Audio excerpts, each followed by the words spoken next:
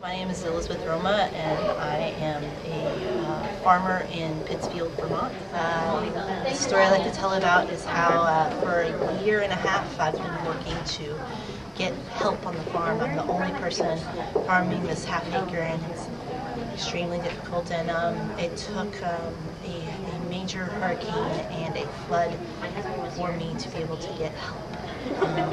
It was an awful thing that happened, and it destroyed a lot of my friends' farms, and it's causing it caused a lot of devastation. But it was probably one of the best things that could have happened to our farm and our community, because our community was very divided between the Vermonters that have been living there and the people that have just moved in and from the cities that were starting to live in the rural countries and start owning farmland. And I manage a farm that is owned by someone from New York City, and many of the local people did not want to ever step foot on my farm, ever. But when the flood happened, the flood took out the road north of town, and so we couldn't leave. And then the river also took out the road south of town. So we were completely trapped, and we weren't able to go anywhere. And for 7 days, we were without power, and we had the army flying in MREs for us to eat and water, and other towns were gathering food to bring to us because we were literally trapped in our town. And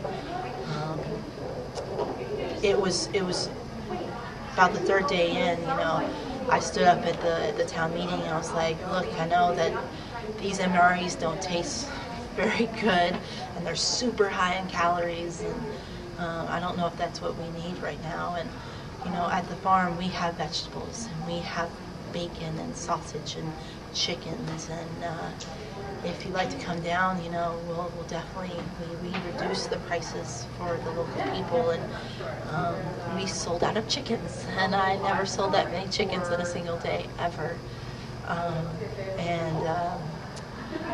And that was one great thing, that people that would never come to our farm are now coming to our farm and regularly buying bacon and pork chops and beef from us. But the other crazy thing that I've been needing for a year and a half was help. And I lost my carrot patch because I could not weed it in time, and I lost all of it. And me as a single person, it was hard. And a bunch of women approached me from town, 10 of them actually, and said, what if this happens again? What are we going to do? We want to help you. And so they put together for me a work CSA. They realized that they're all committed to other jobs, so they all volunteered at our volunteer library before, and that was 2 hours a week, so they thought that would be a good start. So they all start volunteering 2 hours a week each in exchange for some food as a work CSA, and so that's 20 hours a week more than I've ever had before. And on top of that, they made me a website so that people could see what we were doing on the farm. I never had a website before. And they made this thing online, this work base camp thing, where I could organize the farm, and they could see what my next step is and my plan for the week, and what all the things I need to do on the farm. And none of this would have happened if it wasn't for that hurricane that definitely devastated our state and our town. And it's really strange that that's what brought our community together. So that's my story. This video is a production of the Pennsylvania Women's Agricultural Network, a group of more than 1,500 farmers, agricultural educators, and other professionals.